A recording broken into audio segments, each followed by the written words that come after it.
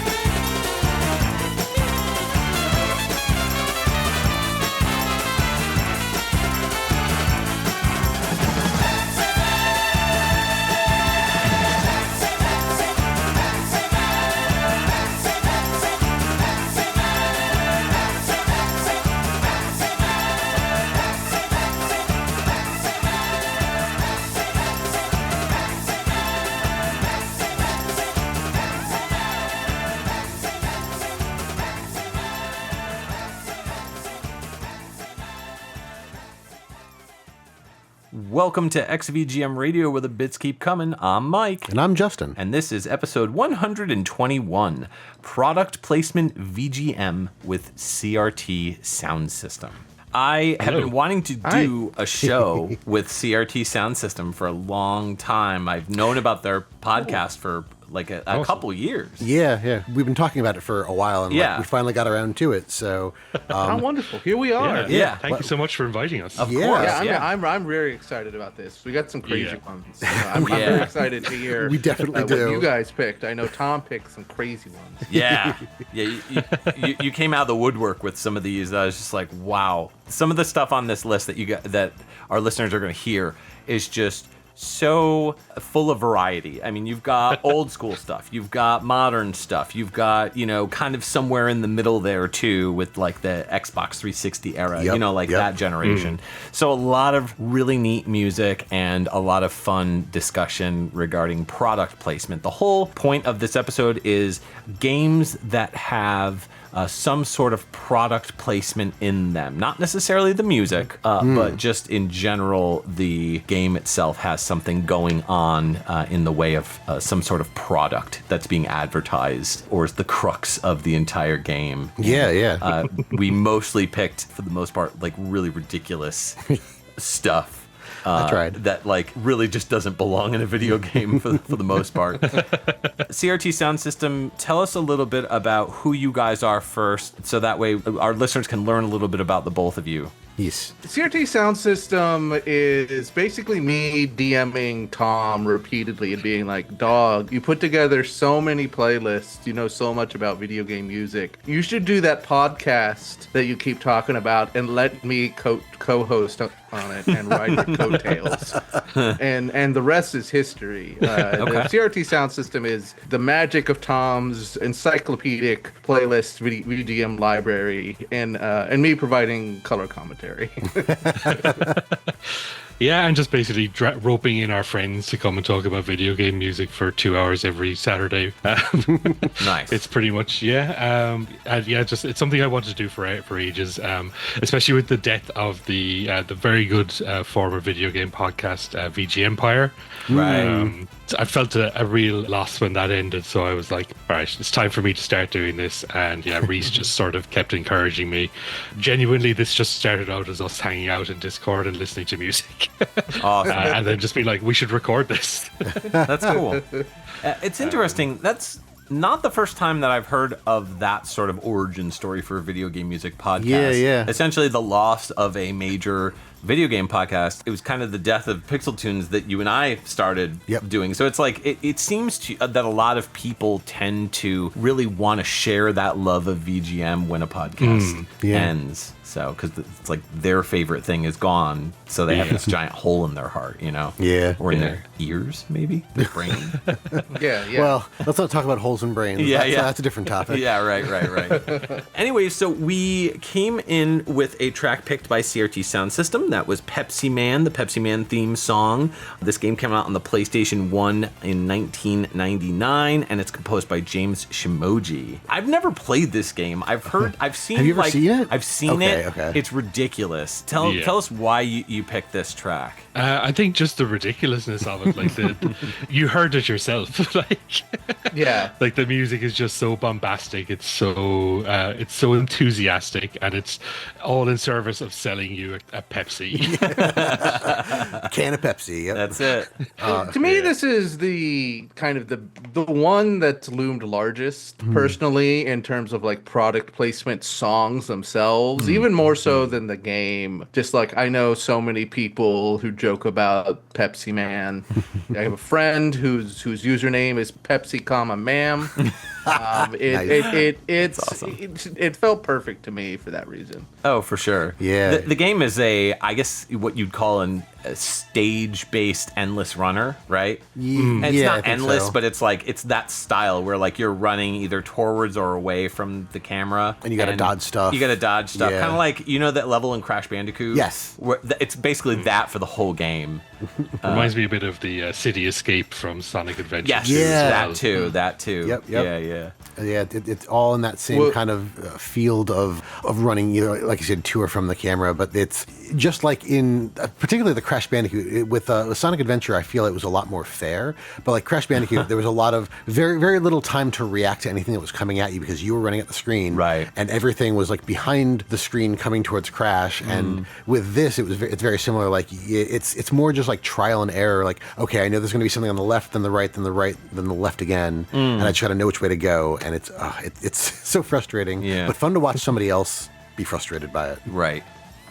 Well, the star of the show are the full motion video interstitials of who I consider to be the real Pepsi Man of just this old guy or middle-aged guy, just like just freaking out about Pepsi for 45 seconds or whatever, and then you get to me that's more the game. To me it's a full motion video adventure.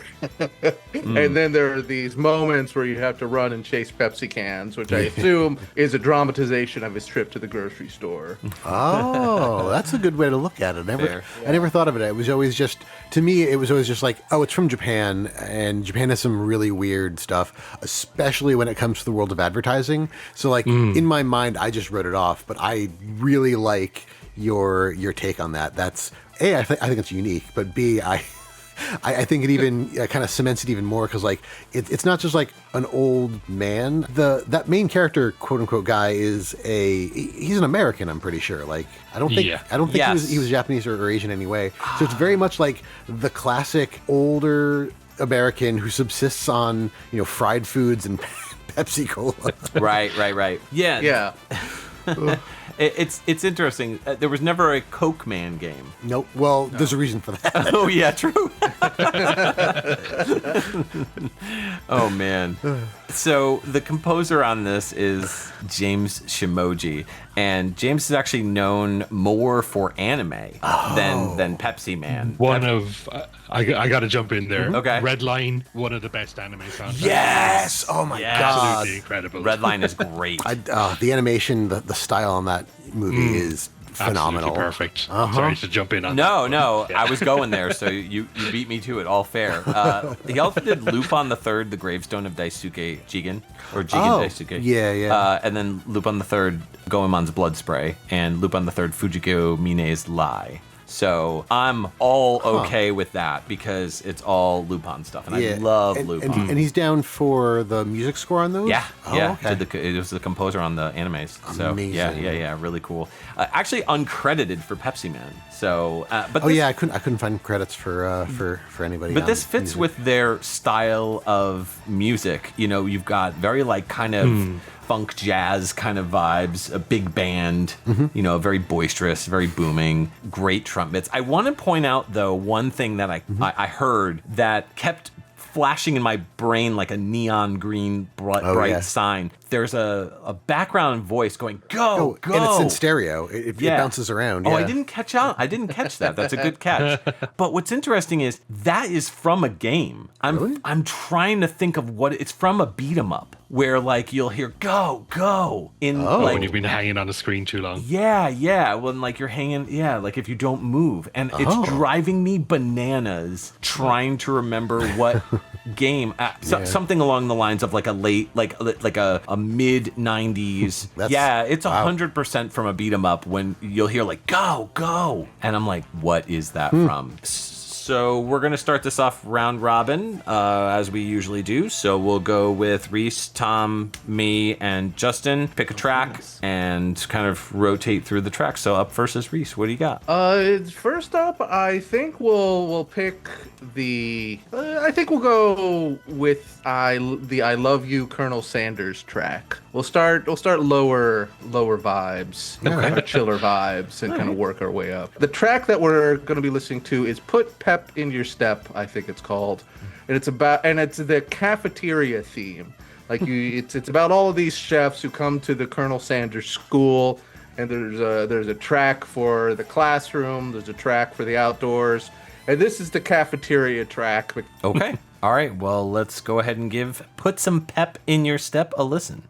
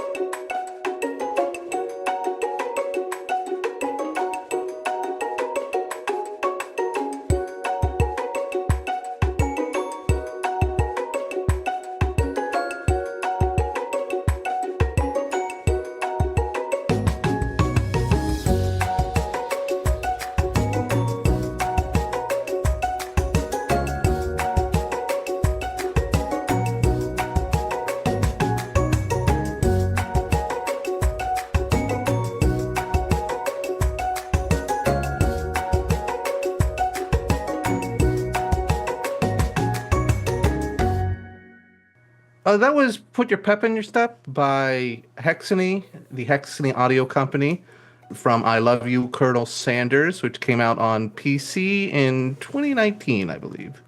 I had to add, I know we just wrote I Love You, Colonel Sanders, but I had to add a tagline? A finger-licking good dating simulator, because that's apparently the full name of the game, and that's so silly. It really is. This track, I definitely want to talk. I'd love to hear more about the game, but this track, as I was listening to it, I haven't played a lot of dating sims, but the couple of ones that I've either seen or that I have played, this gives the same vibes as those. So like pulling from other dating sims and trying to make it like an actual dating sim, even though it's a little funny. I definitely get that. The other thing that I wanted to say is I went and looked it up, and it's not the same person, or at least I don't think it is, but the music here sounds a lot like some music from a game that I played a while ago called Murder by Numbers on the Nintendo Switch. It's a like... Have you played it? I love it. I loved it so much. It's a fantastic game, both for like, I thought the gameplay was fun. I love nonograms, and I really loved the representation and what they did with the characters in that game. It just like the music from that game sound very much like this, and I looked it up, and it's Masakazu Sugimori, and they don't appear to have anything to do with Hexany, but I was just like, they sounded so similar to me. I was like, oh, maybe it's the same person or the same group. To anybody listening, if you heard that and were like, oh, that's really cool, and I'd like to play a game with music like that isn't Colonel Sanders based, check out Murder by Numbers. It's got a really cool soundtrack that sounds similar. Excuse me, how dare you? I mean, some people, maybe vegans don't want to... Is there anything vegan on the menu? That's what I'm saying. They got Beyond Chicken there now, I think. They do? Oh, they do? Okay. I was going to say... I don't know if that's vegan. But... I was going to say, like, broccoli, maybe? Or, like, mac and cheese? Do they sell broccoli? Mac and cheese is not vegan. Cheese. Oh, yeah. They do have, like, corn salads and stuff like that. Okay, yeah. Okay. Yeah, they have mashed potatoes? Yes. I get the feeling KFC is butter. the kind of place where even the vegetables aren't vegan. Right. Those Arby's that made those meat vegetables. Ugh. Ugh.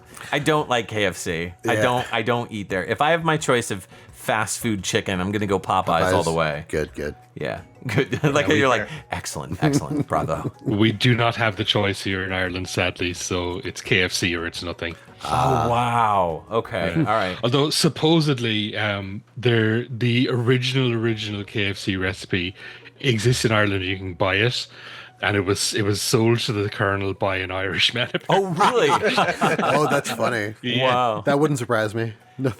Nothing in America is original. I'd suggest coming to eat Popeyes because it's excellent, but I wouldn't want to come to the United States. No, I mean, not right now. Yeah, no. Not right now. Yeah, the choice of these tracks is not as endorsement of the product. No. That is very true. We'll get some of those later. And we can't mail you Popeyes, so I don't think it'll keep. Maybe in like a freezer. I mean, can you ship food? I wouldn't Ireland? reheat Popeyes either. I'm sure you could. I'm not sure I'd want to. If Tom would eat it. Yeah. You do it on like a charity giveaway or something. XVGM Radio sent me this chicken. Who knows if it's good? It's probably not. Well, I mean, the biscuits will maybe keep. I mean, that's really all you need to eat. It's just the biscuits. All right, we are way off. Well, maybe not. We're not super off track.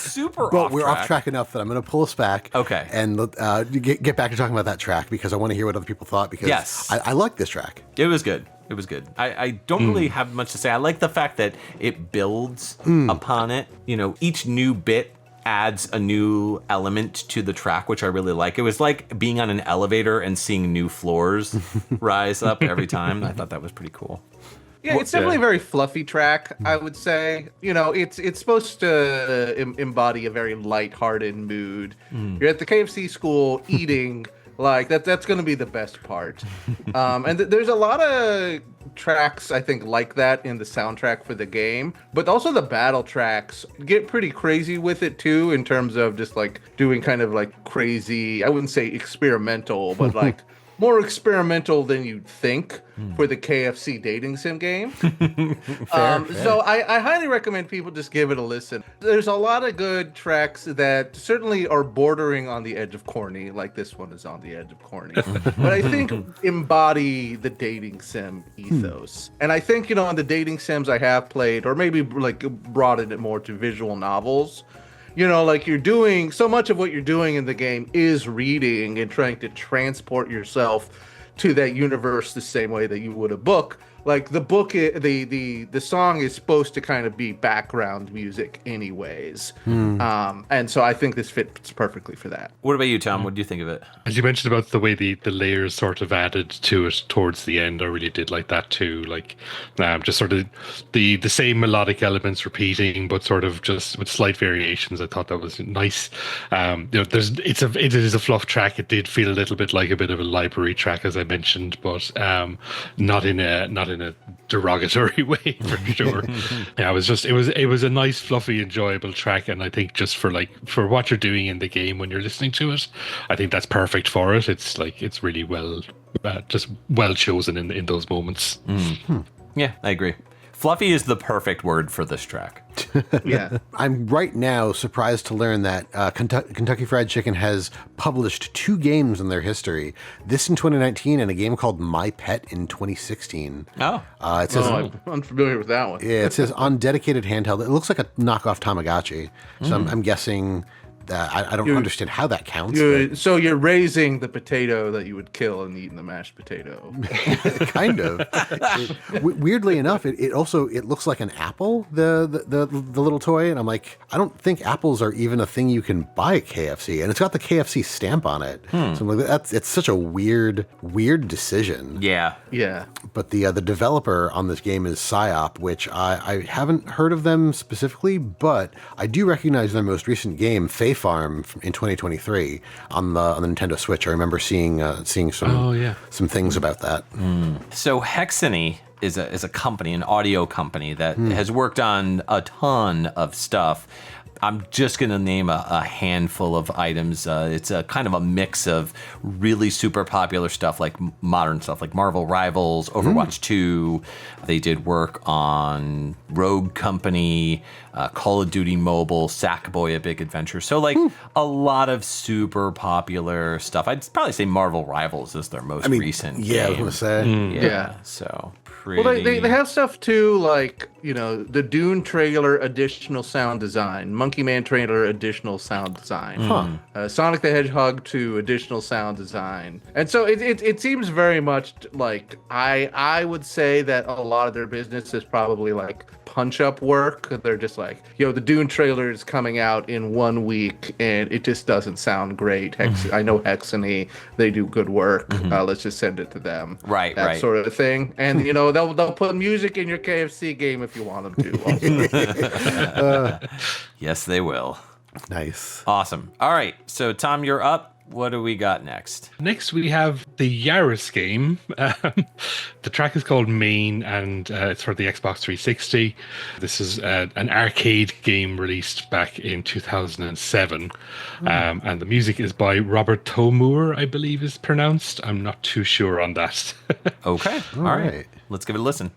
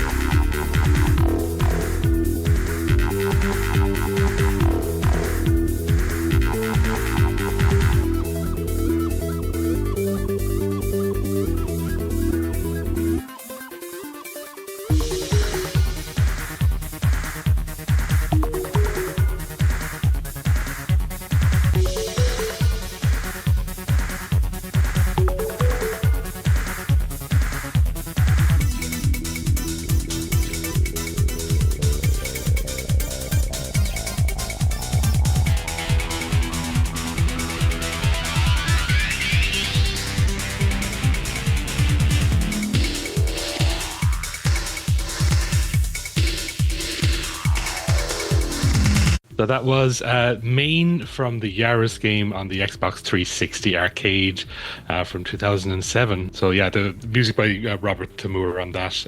So you mentioned before before we were chatting that neither of you had heard of this before. No. Yeah, like I know what a Toyota Yaris is. I didn't know there was a game based on it. Oh, see, I didn't know what a Yaris was. It sounds like a shmup. I think I had. I think one of my friends in high school had one. Okay. My sister had one, so I'm intimately familiar with the Yaris. Nice. Okay. Nice. Just like a little Toyota. It was a weird time on the 360. I'm going to say, and stuff being released on the Xbox 360 arcade specifically, like does these sort of download only games. So imagine like a rail shooter that's also the bonus stage from Sonic 2, where you're just sort of like driving down a tunnel and shooting things as they come around the corner. It's complete awful. Like, it's so hard to see stuff coming. It's really hard to react to stuff. Like, it's genuinely just a bad game. It looks like it was put together in an afternoon, and it plays like it was too. And, like Backbone Entertainment was like a massive part of the early Xbox 360 sort of arcade stuff. Like, they did a lot of ports, they did a lot of retro games and stuff like that. So I hate to sort of disparage them, because they sort of built that foundation for what the Xbox 360 would really become later. But this game is not good, and it was eventually delisted. Oh wow! Yeah, I mean, they can't all be gems, as they say. Yeah, but that's so. I'm guessing that the vehicle that you're in all of this is just a Toyota Yaris. Yeah, and it's a really low quality like JPEG of the back of a Yaris, and they've just stuck like a Dr. Octopus arm on it that has a laser, and that's basically it. And it just has the most basic UI you've ever seen. Like, everything is default font. It's just my god, that's amazingly terrible. Yeah. And it's one of those games that sort of became infamous just because if you were in the sort of achievement hunting scene, it became a game that was just like people would just get it just to get the achievements. And move on. Okay. But the achievements some of them were quite difficult to get and required you to play multiplayer. So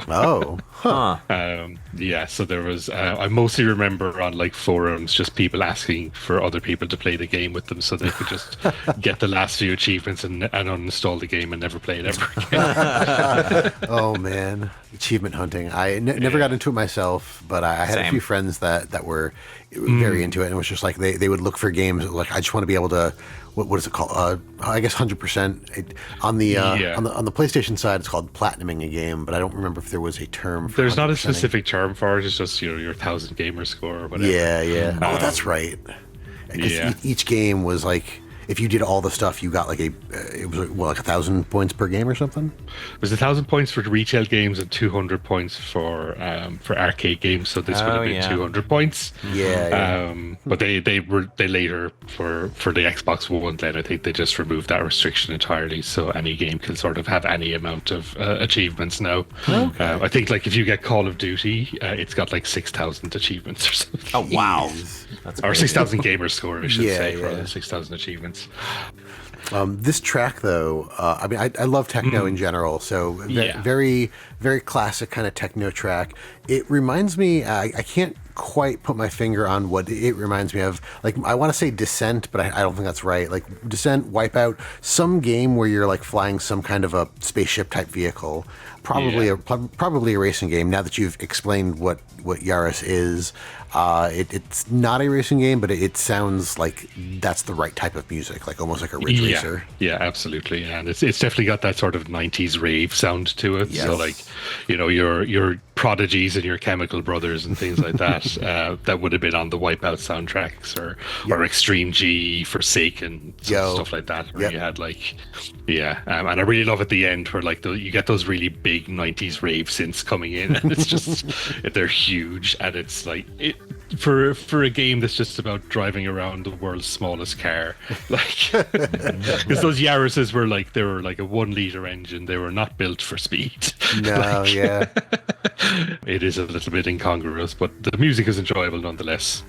So a lot of the other music in this game sounds kind of similar to this, then I take it? This is pretty much the only track. Oh, wow. Oh, jeez. That's hilarious. There's 8 tracks in the game, but I think they all have the same music. Oh my god! And then there's like a menu theme, and then there's one other piece of music. I think there's basically like 3 pieces of music total. Wow.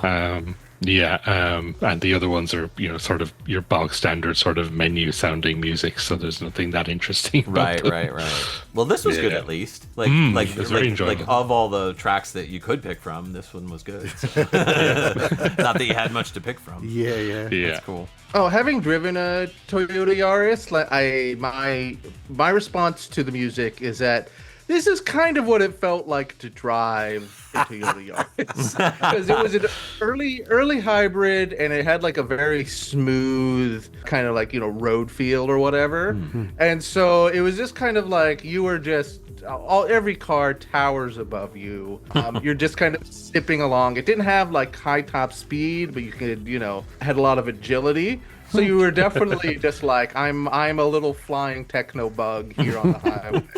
And, it's maybe not what it looked like from the outside. That's not the soundtrack you would play. But from the inside, you would be just like totally detached from the traffic. Just, like, I just must survive. It was...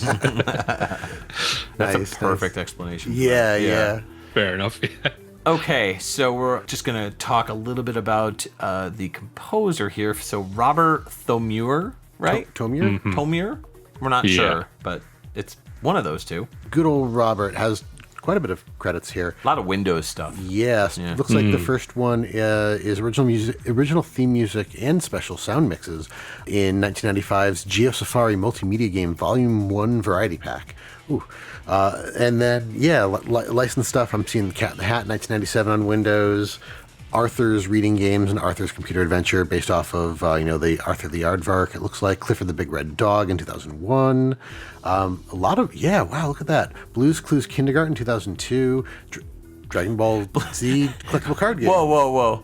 In 2002? There's one in 2003 and 2004. A lot of Blue's Clues games. Yeah, Rugrats Go Wild in 2003. My favorite is Blue's Clues Blue Takes You to School in 2003. I think you're putting a bit more emphasis on that than there's meant to be. Taking you to school. Oh, man. Wow, yeah. The Simpsons in 2012 on the PS3. Lego Rock Band in 2009. They did audio. Oh, that was the DS version. They did some audio on that.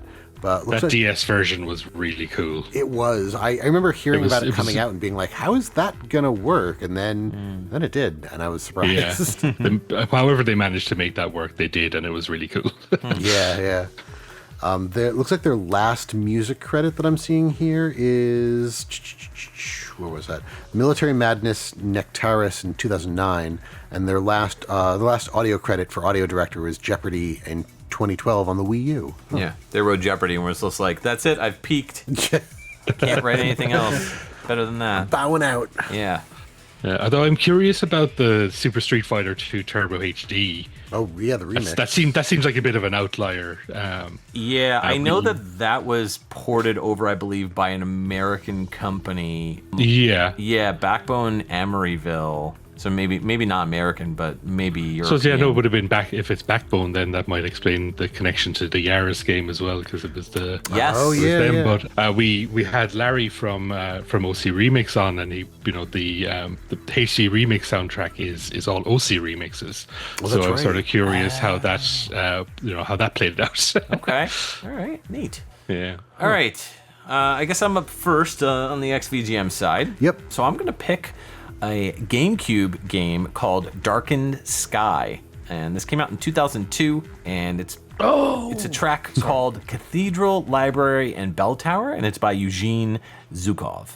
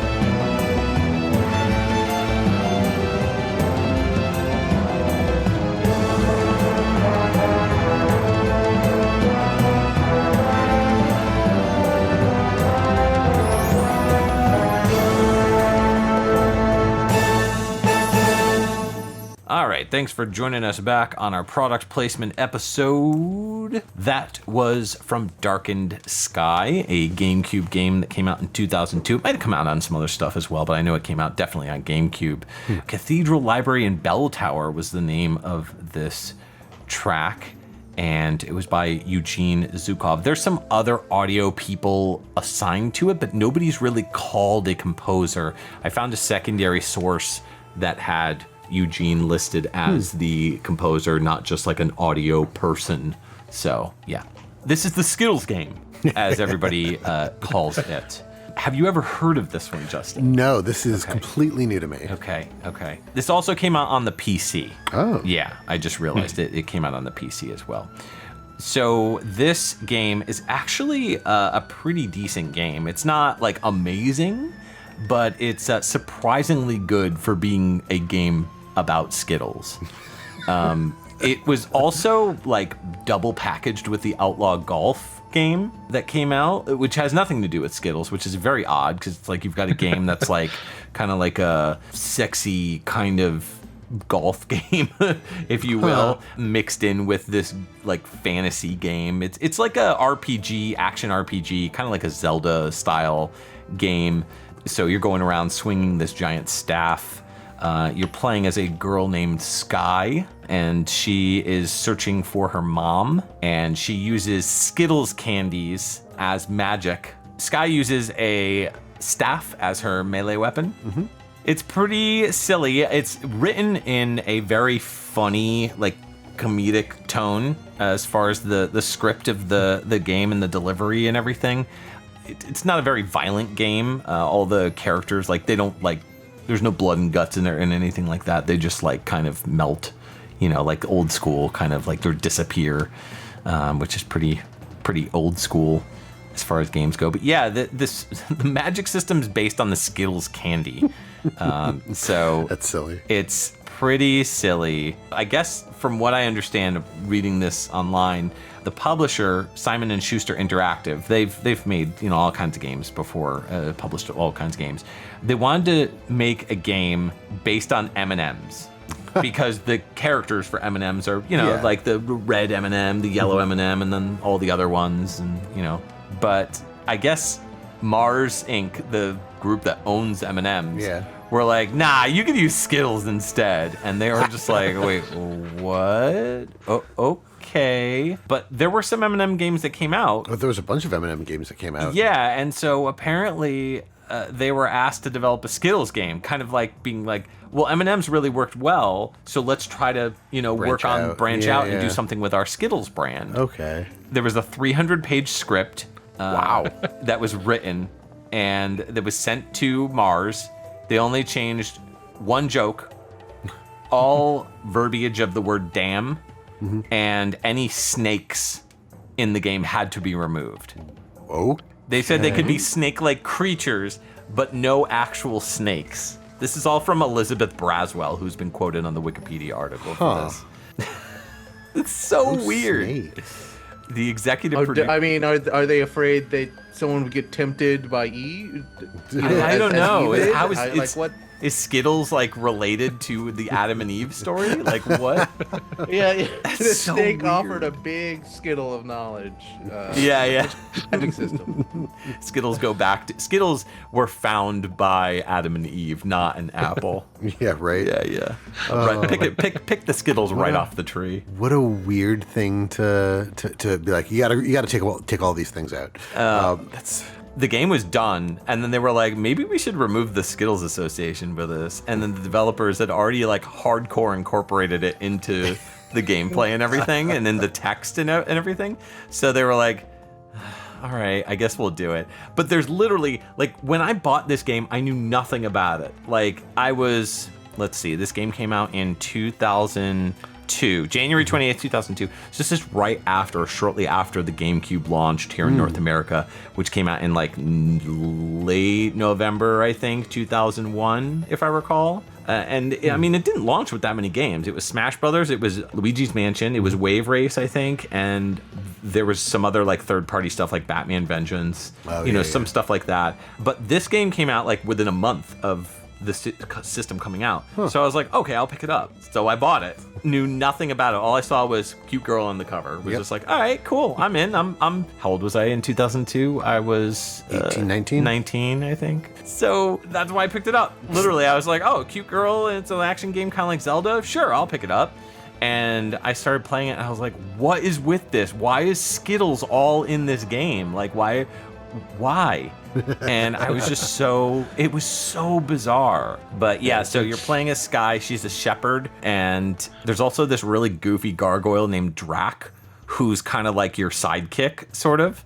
The villain's name is Necroth. He's like an evil wizard. So yeah, that's wild. That's the game in a nutshell. As far as the song goes, I don't know. It's like very fantasy based, you know.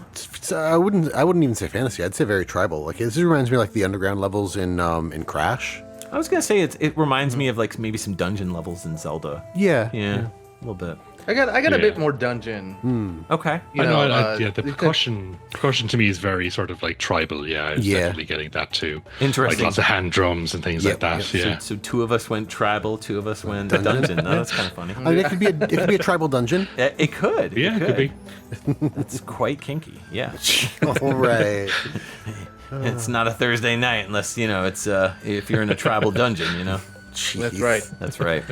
Anyways, Eugene Zukov is the composer on this one. Not really much to talk about credits-wise. Eminem's The Lost Formulas and Darkened Skye. That's it, pretty much. So we can move on to something that is not Skittles related. No. Oh. Or we could talk about Skittles. I mean, I gotta go Wildberry. Wildberry is my favorite brand of Skittles. Perfectly reasonable candy. Not my favorite, not my least favorite. Yeah. I think that it's very funny to me that the answer to why is there Skittles in the Darkened Skye game seems to be like, Pretty much. Pretty much. There's not a good answer for I think what ultimately happened was everyone was banking on the fact that there was a cute girl in the game, and that's ultimately why most people bought this game. And then when they realized the game was about Skittles, they were like, okay, this is weird. I think, if anything, and from my experience, that it's a game where the Skittles connection has advertised the game more than the game advertised Skittles. I only hear this game referenced as the game with that Skittles in it. Yes. So I don't know anything else about it. I like that track. And considering you said it was like the bell tower track, it seems like a perfectly reasonable like turn of the century RPG. I have a feeling that this plays in the cathedral, the library, and the bell tower. So there's a reason why we're all hearing different things. It would really blow my mind if there was no cathedral, library, or bell tower in the entire game. Yeah, that'd be amazing. Oh man. Yeah, this is the darts minigame. Yeah. Now I have to go back and play this game just so I can see if there is a cathedral, library, and bell tower. I will say this is also the only game that the only product placement game that you can't tell what the product is right from the name. Like every other game that we're playing, Yaris. I didn't know what a Yaris was. Well, right, but it's literally the name of the car. So I mean, there's some of them like where if you don't know the character that's being referenced, you might not get it. But Darkened Skye has nothing to do with the Skittles brand other than taste the rainbow. Like maybe somebody stole the colors. And right. I was trying to put two and two together there, and like how do you? And then once you explain the process, like okay, I understand why there's that weird disconnect. Yeah. Once you really realize that the developers tried to full stop reverse course on including Skittles, and then they were like, oh crap, we can't. It's that much funnier. But the script itself is really funny. Like I remember laughing out loud many times playing this game. So at the very least, it gives you a good chuckle. Yeah. So yeah. I also reading the description about how like you use the Skittles to like slot into something for like power-ups and stuff. It just makes me think like, oh, so they replaced materia with Skittles. Oh yeah, they did. And now we need Final Fantasy VII to have Skittles-based combat. That'll be Final Fantasy VII Remake 3. They're going to add Skittles. Yeah. All right. Anyways, Justin, what do you got for us? So, speaking of that M&M's thing, we're going to play a track from M&M's Kart Racing, a game that came out on the Wii in 2007. The track is called Sea Carrier and was composed by Lukasz Stasinski.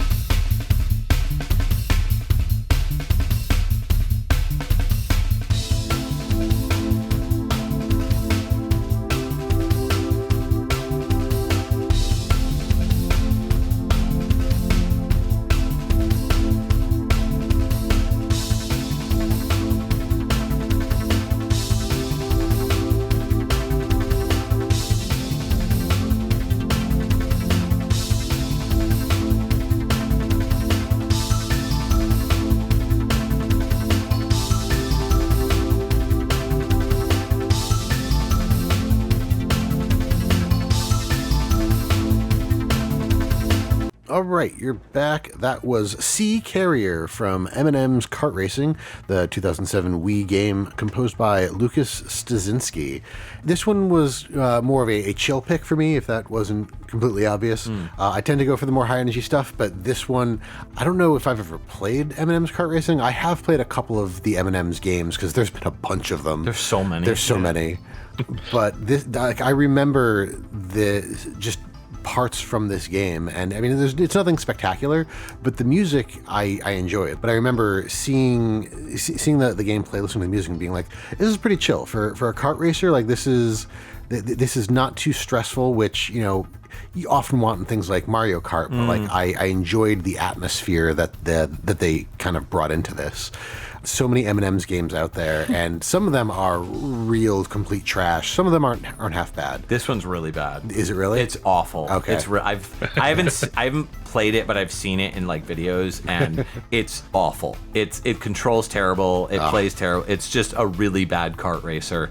Oh. But this track was cool. Like, I really dug the kind of pitter patter. Almost, it sounded like they were hitting the rim of a bongo? Well, yeah, bongos, or like a snare with the snare feature turned off, so it's basically like a tom drum. Oh. And it sounded like that, like they were hitting the rim and then going in and then hitting the rim. Like, that's, from a percussion standard or sound, that's kind of the vibe that I got from it a little bit. But bongos actually make a heck of a lot more sense. So I think you're right about that one. I you said toms, and I was like, oh, it does actually kind of sound like a tom. But like, the first thing that I got was just like bongos. Like, it was like, I think it you're sounded right. like somebody like tapping on a bongo and then moving around. Yeah, or like a steel drum or some kind of steel something percussion wise. But yeah, it sounded weird to me, but I thought it was pretty cool. I thought this track overall had a good vibe to it. Yeah, I enjoyed the synth that they used too. It starts out real strong with that, in my opinion, and then it kind of fades into the background as you get more instruments, and it gets more into, you know, the meat and potatoes of the song. But there's something about the quality of the synth that they used that made it feel kind of like chiptune for a little bit, and then as it kind of grew, it was like, well, obviously this is not chiptunes, but all I heard was doot doot doot doot. Yeah. I enjoyed that. I just want to comment. You said meat and potatoes, not M&Ms. That's got correct. into the M&Ms because my brain is not fully functioning right now. So your brain is not wired to talk about M&Ms. No. Do you have a favorite color M&M? Do they taste different? No. I don't think they taste different. You know, that's actually something I was going to talk about with the Skittles, is the fact that technically the Skittles don't have individual flavors. Like, you can't close your eyes. Well, the yellow one is the peanut M&M, so that would yes. Oh, but the rest of them, I don't know if the other colors are. That's a fair point. Yeah, because all the other ones, I think the orange one is supposed to be a peanut butter M&M. Yes, and the blue. Well, that's the best tasting one. That's the one you would want to kill and eat. Exactly. And the blue one is an almond M&M. Yeah. No, I thought the blue one was one of those chewy ones, like the pretzel ones. Well, if you look for this game, if you look at because it's yellow, red, blue, orange, and green are on the cover, and blue is tall, oval shaped like yellow. Okay. Yeah. They might have changed. All right, here we go. Here's the list. Okay. Yellow is peanut, blue is almond, and also sort of like, I guess it's also raspberry. Oh. Green is dark chocolate and mint, and orange is crispy pretzel. Oh, I was wrong on orange. What's brown? What's brown? Let me do 5 more rows here. Brown is Bayonetta. Yeah. Right, Bayonetta flavored. I don't. Because they gave her the glasses. On the she brown. looks like if Bayonetta was an M&M. Okay. That's the vibe I always got from her, and she has that kind of, I don't know, she's got like a vibe, like a sexy vibe. Fudge brownie. Oh, okay. Voiced by Vanessa Williams. There you go. Oh, wow. Oh, well, there you go, right there. I mean, the green one, clearly the hottest. Yeah, absolutely. Yeah, the most of the M&Ms, all agree.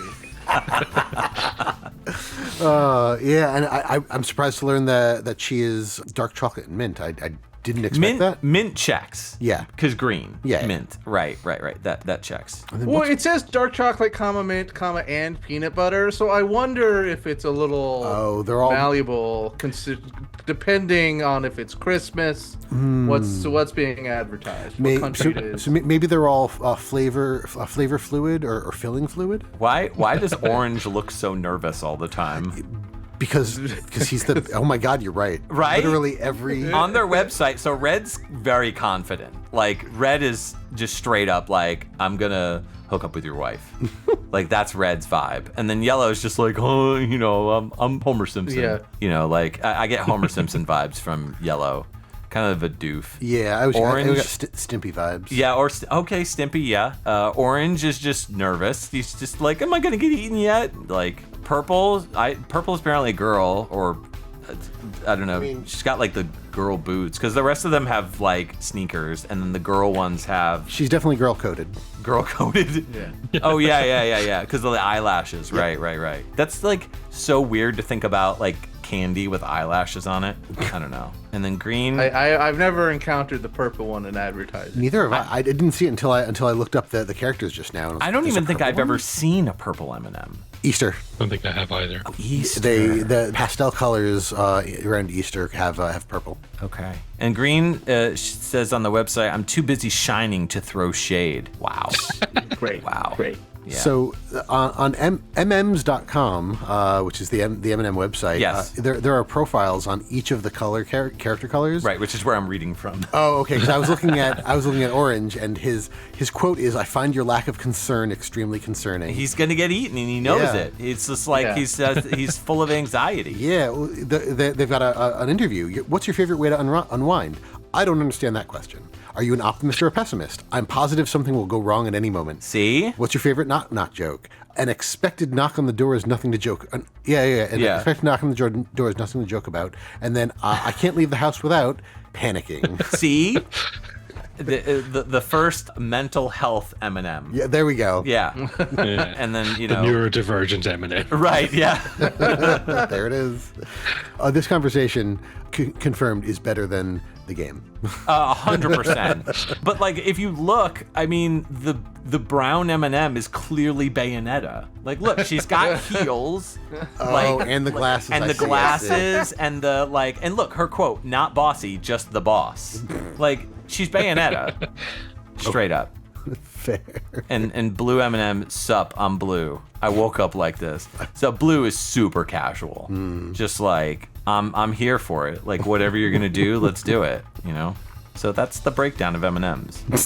I bet whoever's listening to this didn't think that they would get like a near 10-minute breakdown of M&Ms in a video game music podcast. Man. But yeah, there it is. There it is. Please get us off this topic. Well, so the song sounded great. If you told me if it was for a good game, I would have believed you. Fair. Exactly. I thought it was really interesting that sort of like they had those really housey Balearic synths, but then there's just that really straight live drum sound to it. That, like, it was a bit incongruous, but I did enjoy it all the same. Like, it was one of the first things. Like when the track started, I was like, "Oh, that's a great kick drum." Yeah. I remember we said that. It's a very propulsive sound, I would say. And since it is a video game and an M&M track, that they can just kind of have fun with it and make it sillier than you might be allowed to in another game of its ilk, which I do like and I appreciate. Yeah. All right, composers. So the composer on this is Lukasz Stasinski. They started out doing music in a game called Chicken Raid in 2002. A couple chicken-related games, Chicken Shoot and Chicken Shoot 2, both in 2005 on the Game Boy Advance. They did music and sound effects. Another version of Chicken Shoot in 2007 came out on the Nintendo DS and the Wii. Maybe it was like downloadware or something. Sudoku Mania. I love Sudokus. I'll have to check that out on the Nintendo DS. Obviously, M&M's Kart Racing. Got Real Boxing in 2013 on the Android. They did music for that. And that looks to be the last music credit that they have. Their last audio credit is as audio designer in Zombie Blast Crew in 2019 for the iPhone. So nothing here that I've ever heard of. Doesn't look bad. I'm stuck in this Chicken Raid and Chicken Shoot thing. Back to Reese. What do you got coming up for us? I have a big Bumpin for the Xbox and Xbox 360, the infamous Burger King game trio. Yeah, and I don't know. I guess we can get more into it afterwards, bro. Yeah, no. Let's get into it after we take a listen.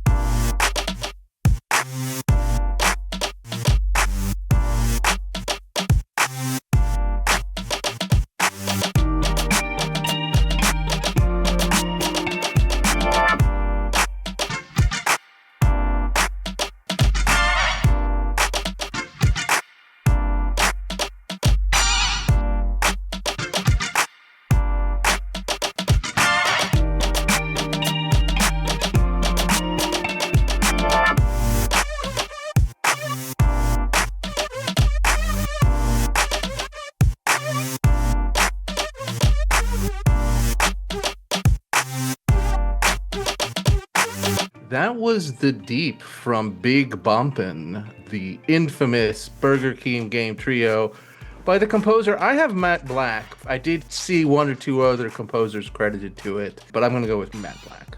That was awesome. That was really good. That was a really bumpin' beat, as they would say. I thought that was really cool. I liked pretty much everything about that. The beat itself was really cool. And again, I talk about synths a lot sometimes because there are so many different things you can do with those sounds, and I really like what those sounds were doing in this song. Like, there were interesting things. It wasn't just like, straight boops or beeps or like a flange or something, but they were shaping the sound, they were getting louder and softer, and they were doing interesting things with synthesizer sounds that is above and beyond what I would ever expect to be in a Burger King game. Yeah. Especially considering what you're doing. You're at the undersea bumper car event trying to knock people into pits, and this is playing, and it feels a lot more kind of like chill. It definitely feels like something that you would do drugs to. I think that the other Burger King games, perhaps rightly, get a lot more pop for what they are, especially Sneaking. Listening through it, this I just think has an incredible soundtrack, and I think this is really the standout track. I get that. I hesitate to say that I enjoyed it. It was really interesting. It's like some of those synth stabs towards the end were absolutely wild. The thing that jumped out to me is just that it really sounded like a Timberland kind of beat. Yes. But made by somebody who just had somebody describe what a Timberland beat sounded like to them. And like, because the drums were like, I don't know. It was the drums really that jumped out at me. They were really harsh. Like, there was a real sort of attack to them. It was an interesting sound. I hesitate to say I enjoyed it, but I didn't hate it either. Wow. Thank you, Tom. I appreciate it. I got to agree. Hip hop is immediately what came to mind for this one. Just that pop, pop, pop, pop, pop. That, along with some of the other instrumentations, very Timbaland-esque. Well, I do not hesitate to say that I did enjoy it. And I think that these games are a fascinating example of the advergame concept. They were developed by Blitz Games, who were also known as Interactive Games, infamous developers, the Oliver twins, who put together the Dizzy games, Frenzy, and they did Glover. They had a great reputation for working with companies and putting their game together. And sort of like that's why these games even happened, is because if you were to ask anybody else, any other studio, to put together 3 even small sort of janky games like this together in like an advertising window period, you're going to get something like the M&M Racer. But they managed to make something that, nobody loves these games unironically. But I think people do say that, like, wow, that was better than I thought. Sneaking is legitimately weird and compelling. Right. There's a no-clip documentary, only 20 minutes long, that I highly recommend everybody check out about the making of these games, just because it's 2 industry mega veterans talking about what it's like to work with Microsoft, what it's like to make something like this. There's a funny little story about them making the Reservoir Dogs game and trying to figure out how to make that work, and then it got pulled off the shelves because the M rating wasn't on the disc. It's quite interesting, and I'm very charmed by these games after learning more about them. All right, do we want to talk about Matt Black? Yes. Matt Black started off his audio journey with Zapper One Wicked Cricket, which came out in 2002 on the PS2 and Windows. Then just did a bunch of licensed stuff. Barbie's Horse Adventures, Wild Horse Rescue, Bad Boys Miami Takedown, Fairly Odd Parents, Pac-Man World 3, Bratz Forever Diamonds, a couple other Bratz games like Bratz the Movie, Bratz Girls Really Rock in 2008. The latest game that they worked on is for Stadia, which that was a thing. Remember that? I do. R.I.P. Krata is the name of the game, and they were head of audio or audio director. Interesting. Yeah. My understanding was all of these games are interactive games / Blitz games titles. So I think that once the Oliver twins riding their Dizzy the Egg success kind of formed a more grounded, bigger studio, they started bringing in-house people to just like work on everything. And so it's just like they get a pitch for the Fairly Odd Parents game, for the Bad Boys game. It's just like Matt Black is there to do anything you want. Okay. I'm interested in the Dead to Rights Retribution. That was such an Xbox 360 era game. Oh yeah. I don't remember the score particularly much, but it was a game that I did get for the 360, and it was a pretty solid 6 out of 10 kind of game. It really was. I played that and I have like next to no memory of it other than being like, that's pretty good. Yeah. So I'm next, yeah. So this is for a game called Frosty's Football Frenzy. It's the menu theme. It was a PC game that was a pack-in if you bought some Frosties back in 2002. And the music is by Alessandro Biondi and Roberto Spanu. All right, let's hit it.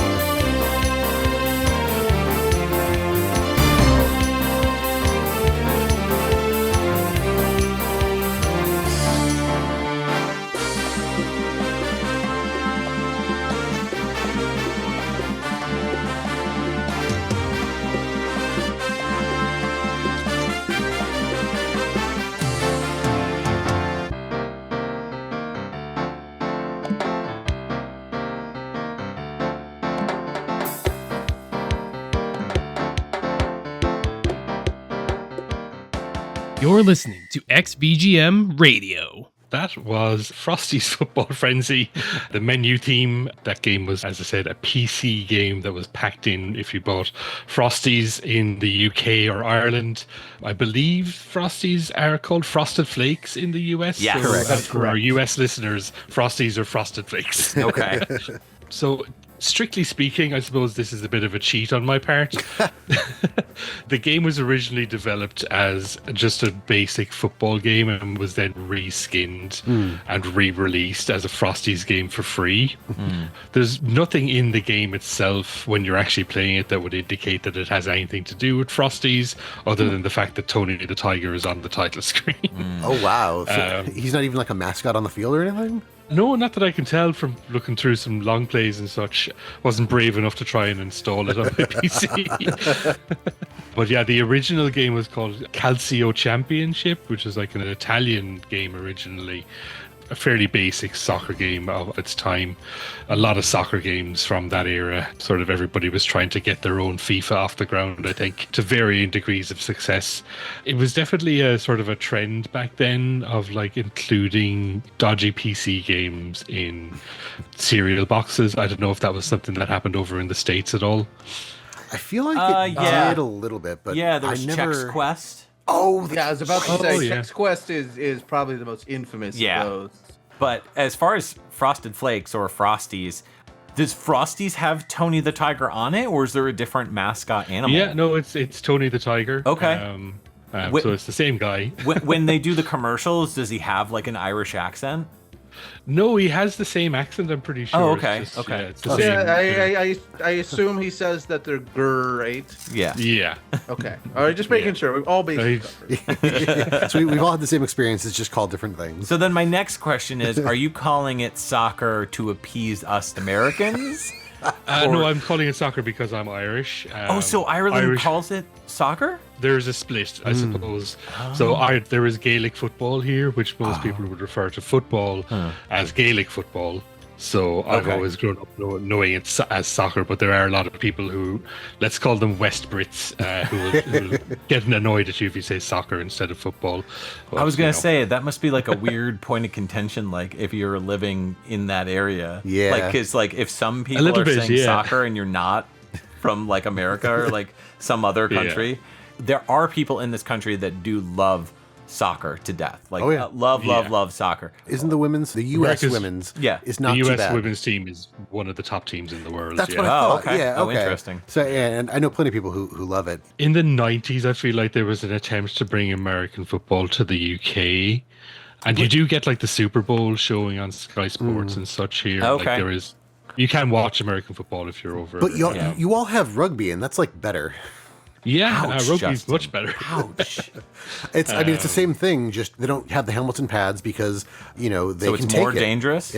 I know I think they're just built sturdier. Okay. When you train with rugby, I played rugby as a teenager. Like when you train rugby, they really, really emphasize proper tackling form because you don't have the benefit of the helmet and pads. So right. Making sure that you hit the center of mass on somebody and not that you're like smacking into their face with your shoulder. Right. Like proper tackling form is really emphasized when you're training with that game. So it is something that people are aware of because it is so easy for something to go terribly wrong. Right. And if, even with if all somebody comes in hot on a tackle. Yeah, and even with all the safety stuff that they do in American football, people still have brain injuries and for sure. There's still all sorts of injuries. Yeah, so concussions. That's interesting to know. There was a player that died not too long ago. Yeah, I never knew about that kind of level of training in rugby. That's interesting to know. Yeah, there's a lot of discipline to rugby. Like you'll see it as well, even just in terms of how like players interact with the referee. It's not like soccer where they will just shout at the referee when the decision is made. I don't know how it is in American football, but there is a lot of respect and deference to the referee, and that's sort of again ingrained in you from training from a very young age if you start playing it. I mean, the coaches. Would it shock you to learn that there's North not America. a lot of respect and deference in an American sport? Right. I mean, you'll see the coaches on the sidelines screaming obscenities. Well, that's what I was going to say. I feel like the players don't really. Every so often, I know I've seen it, but I feel like it's fairly rare for the players to get up in a referee's face. Right. But the coaches, on the other hand, are like, I don't even know what to. I mean, there's a lot of aggressions just in general in all North American sports. I mean, hockey, straight up just dudes beating each other up at points. Half the reason people go to hockey games. To watch them baseball, there's fights that break out, so it happens. Can you beat the shit out of the referee in Frosty's Football Frenzy, Tom? Oh, that's a good question. I don't believe so. No, I think it's a fairly. It'd be funny if the ref was Tony the Tiger. Yeah, right? Yeah. Like a little bit more branding there. Yeah. But that's interesting. So it's just a soccer game? There's nothing other than the title screen that has anything to do with like Frosties? Yeah, it looks like you say there's some advertising banners around the arena when you're playing, and it looks like when say like a player gets a yellow card, there's like a little GIF of Tony the Tiger that pops up giving him a yellow card. Oh, okay. Yeah, so you're not great. There's some UI elements is about it, really. Okay, Gotcha. Okay. All right. I'm just going to touch on this real quick because this is real quick. The two composers that you have listed here, Alessandro Bilondi and Robert Spenu, have almost the same brief resume as far as I found. They both worked on Football Generation, Calcio, which is this game. Right. Oh, okay. And then and then The Watchmaker, and then Alessandro also worked on a game called Nightlong Union City Conspiracy in 1998. Okay. Yeah, that's pretty much it. Yeah.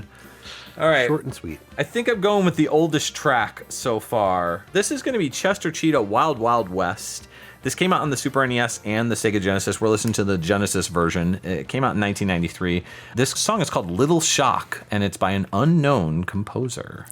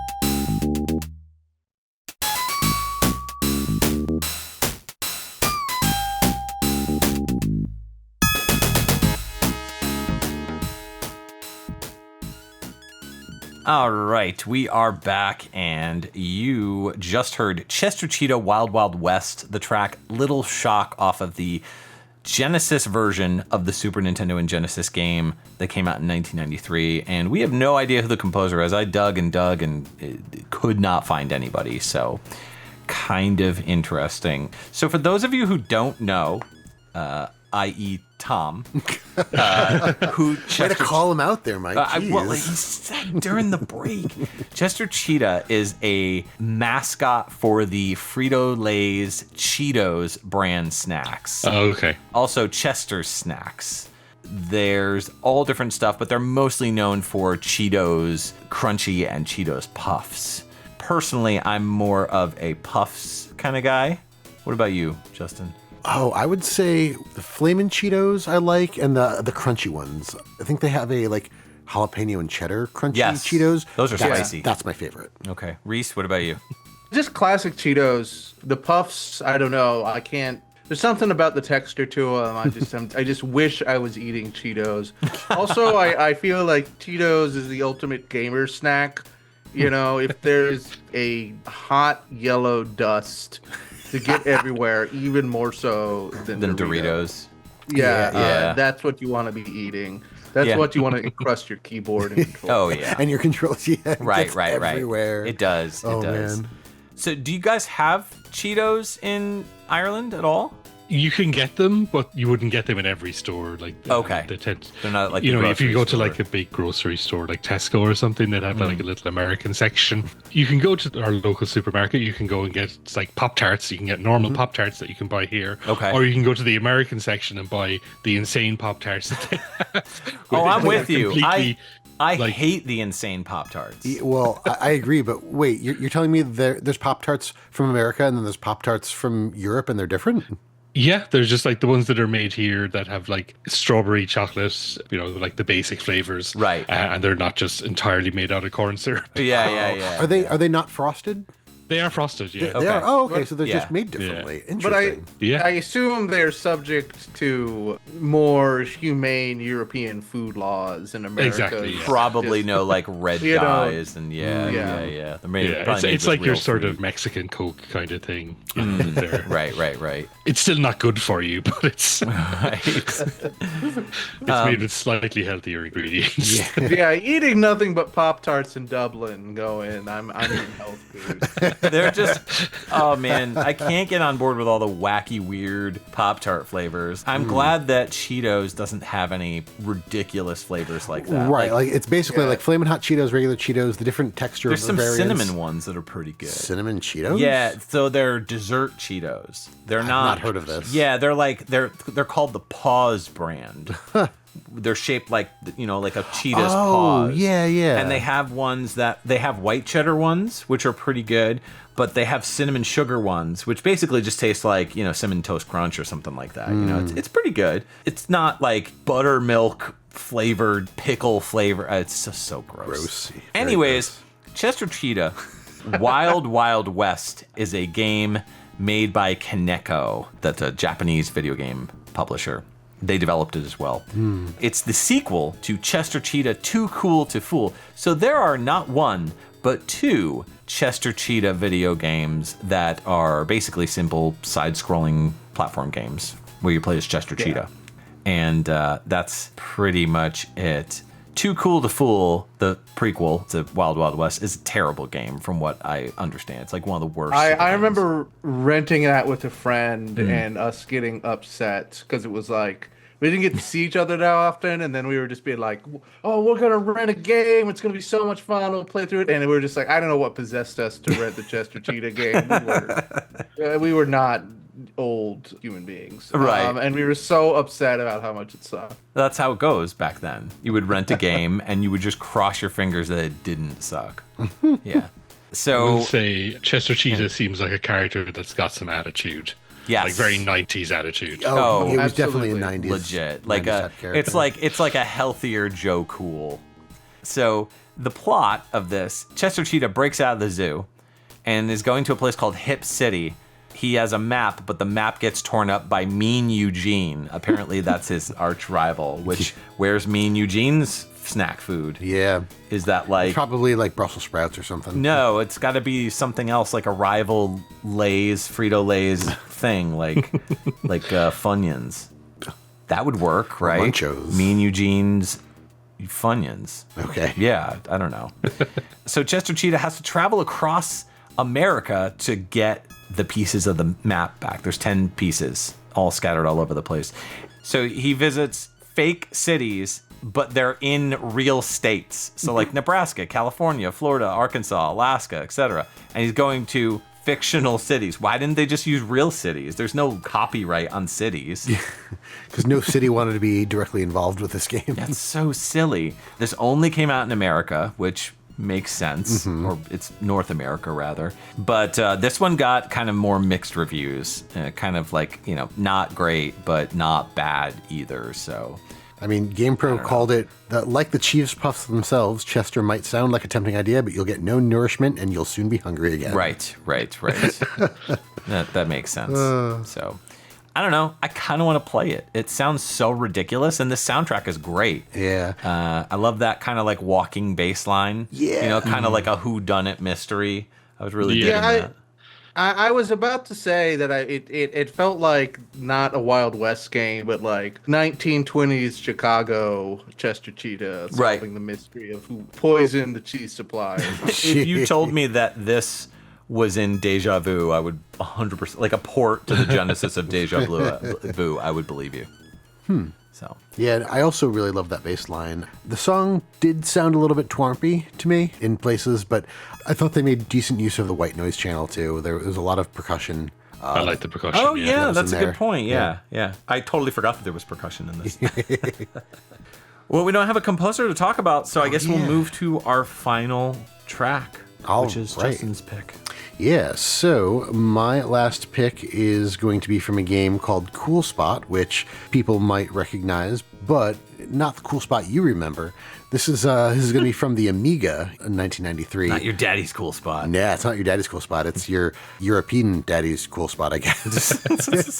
The track is called Off the Wall, Back to the Wall, and it was composed by Andrew Barnabas.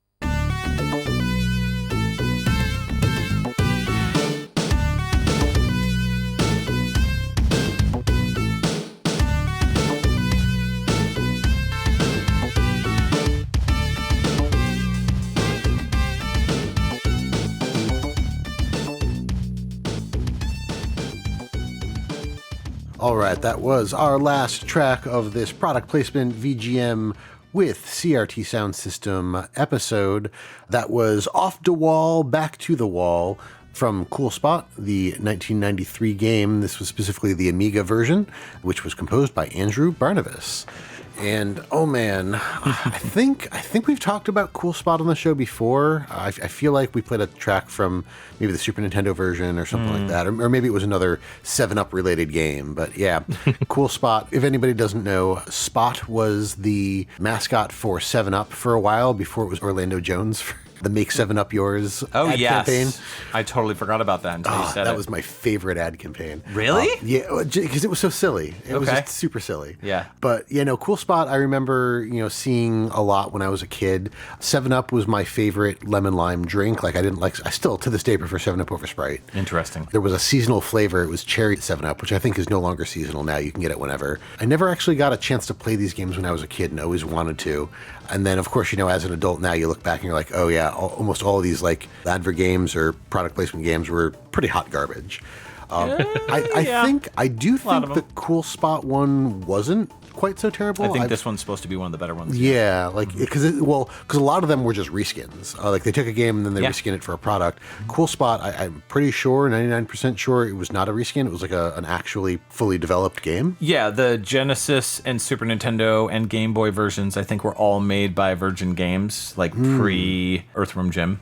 Yeah, the Game Boy version was NMS Software. Oh, okay. I think it was because I believe David Perry was the programmer. Yeah, he was the programmer on it, and Tommy Tallarico is credited for the Super Nintendo Genesis, and I think maybe Jonathan Dunn is the Game Boy version. That's off the top of my head, so please don't quote me on that. But it might also be Tommy Tallarico.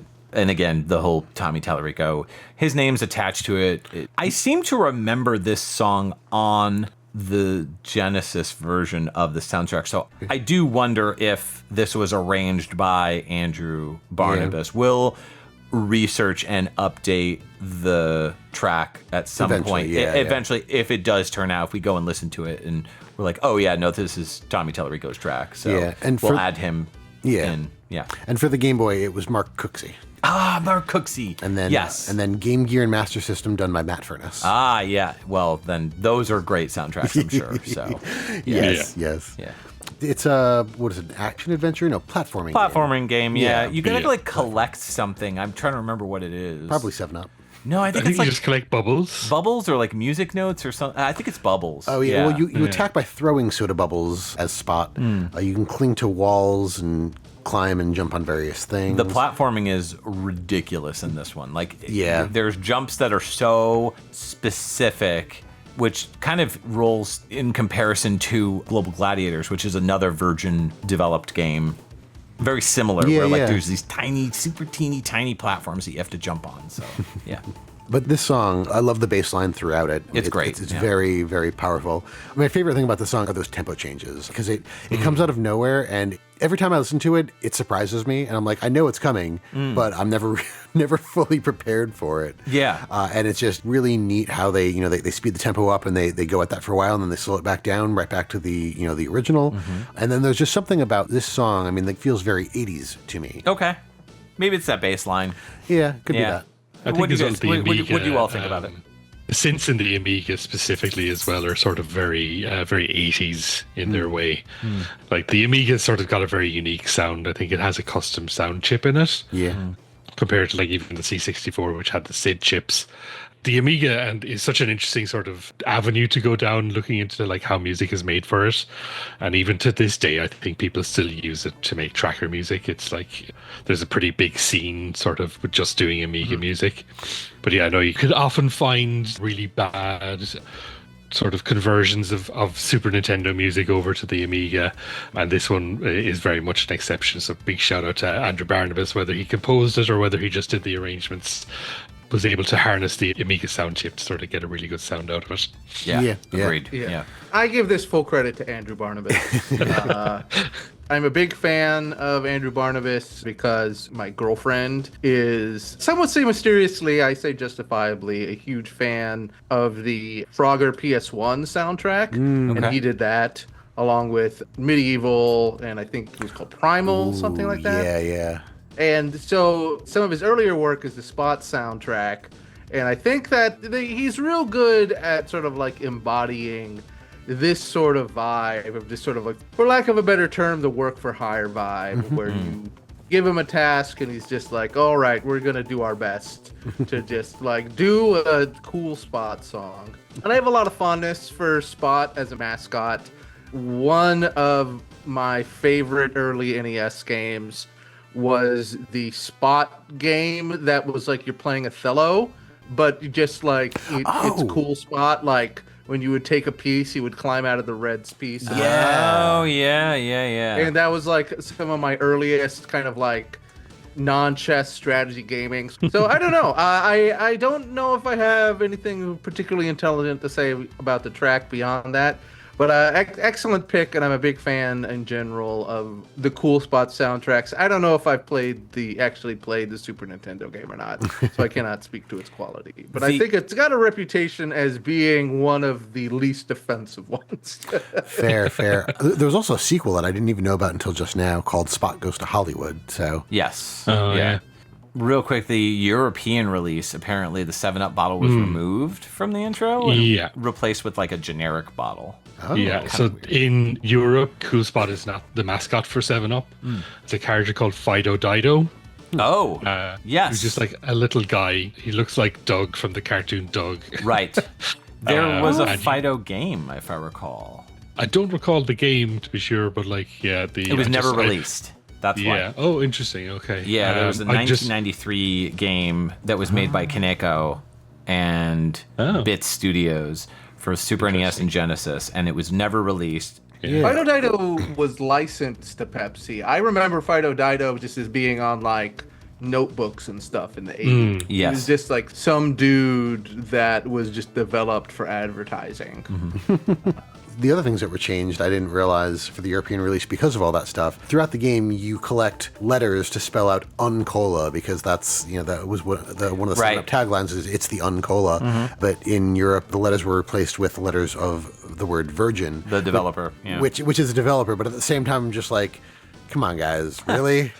Did nobody stop to think about that and be like, maybe that's a little off-putting? Well, going back to Global Gladiators, at the beginning of the game, they put a soundbite in, like a PCM sample of, it has to be somebody on the development team, maybe Tommy Tallarico, going, Virgin. like a kind of insulting. Logo? Yeah. Like a kind of an insulting, like, you're a virgin, like that sort of thing. Yeah. So Andrew Barnabas, just to talk about him a bit, started out doing music in Double Dragon 3, The Rosetta Stone in 1991 for the Amiga. And a lot of the stuff here is Amiga stuff. Mick and Mac as the Global Gladiators in 1993 on the Amiga. Music converted by Pinball Dreams 2 in 1994 on DOS. Did a lot of the conversions for Virgin games onto like the Amiga or DOS. Yep. Yeah. Deadline in 1996. A whole bunch of music and stuff for DOS there. Frogger in 97, as was mentioned. Medieval and Medieval 2, 98 and 2000 respectively. And then you were right, it was Primal 2003 on the PlayStation 2. Shout out to that game. That's a cool game. Yeah. Hide and Secret 2, Cliffhanger Castle in 2008 for Windows. Let's go to the top here. They did a bunch of stuff on Disney Dreamlight Valley. They were writer on a number of songs that were used in that game. So cool. Very nifty. Good job, Andrew, and keep it up. Yeah. Very cool. Okay, well, this was a lot of fun, and this is the point of the episode where we pick our favorite tracks, which as always is very difficult, but sometimes it's not. I don't know. Yeah, let's start with our guests. Yeah. All right, so Reese and Tom, what are your favorite picks? My favorite pick, I think the Yaris song was close, but I'm going to have to go with the Eminem Racer track.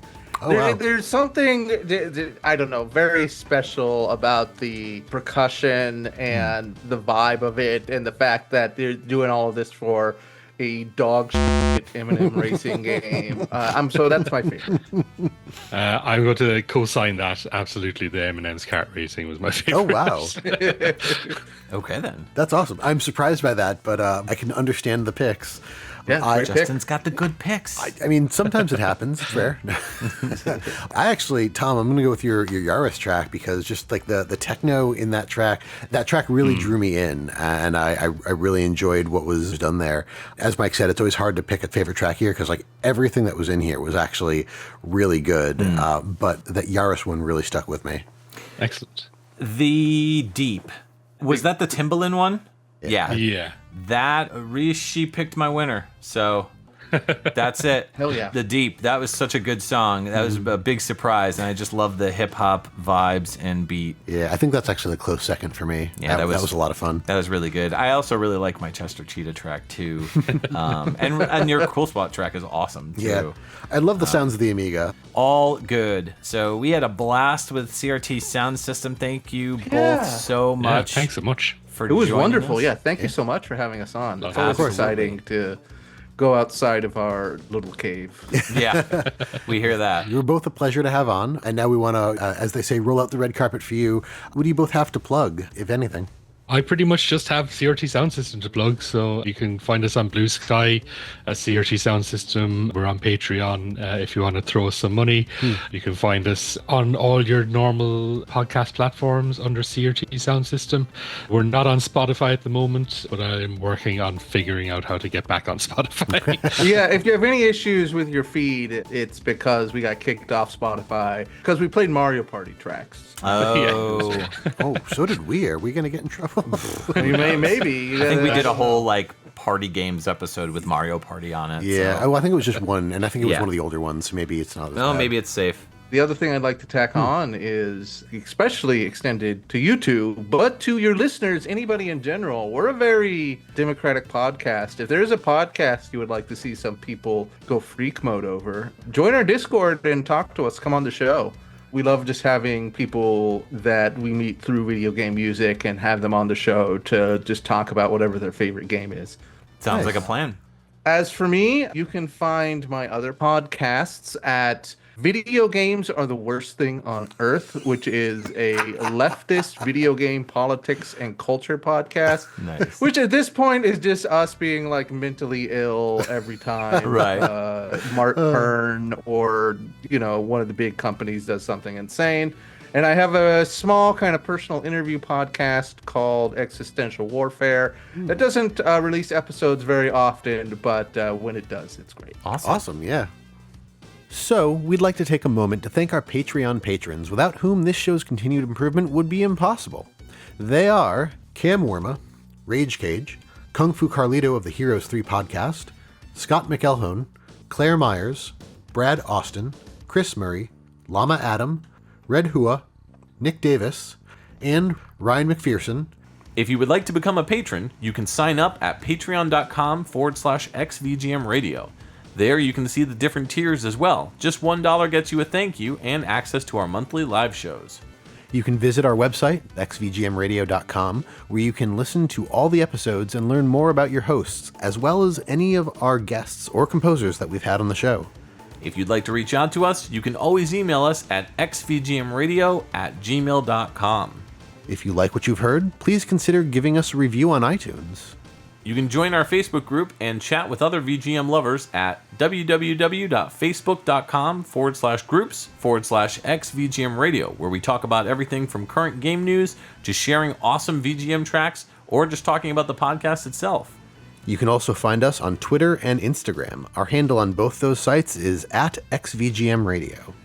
If you don't have any other social media or just want to try something unique, check us out on our Discord group chat. Links in the show notes. All right, so in just a few short weeks, we'll be coming back for another episode, but just wanted to say that we have a After Dark episode coming out in April. It more than likely either just came out or it came out last week, because we don't know if this is coming out on the 16th or the following week. Right? Yeah, we believe that it's going to be on the 15th. After Dark will be on the 15th. This will be your pick. So what did you pick?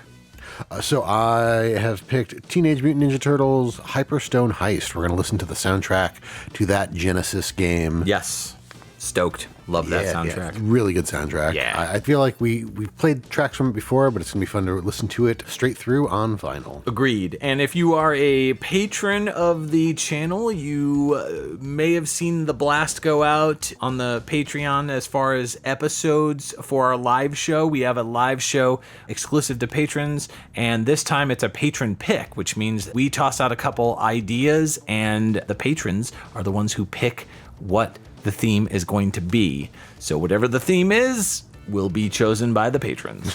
And that episode will be most likely recorded on the 25th of April. Yes. So April 25th is when we will be doing the next live show. We don't know what it's going to be just yet, like you said, but you, as the patrons, if you're not a patron, you can become a patron and get involved in these for as little as $1 a month, but you can choose between ambient tunes, bunny or rabbit themed, or comic-based games. Yep. So whatever people pick is what we're going to play tracks from, and we will have a good time. 6 tracks and an intro. Yeah, it's going to be a lot of fun. Yeah. Coming up on our 122nd episode, we are going to be talking about the Lethal Enforcers franchise, the game series by Konami. Yes. It's awesome music. I promise you, you do not want to miss it. We're going to be covering every Lethal Enforcers game and their soundtracks, so go check out episode 122 when it drops. But for now, thanks again to CRT Soundsystem, and as always, I'm Mike. And Justin. And we're signing off for XVGM Radio. And she also uses her staff as like the waylay meppin, I was about to say. As they melee weapon. I'm having trouble words. talking. I'm having word issues. You're having a stroke. Yeah. Smelling burnt toast.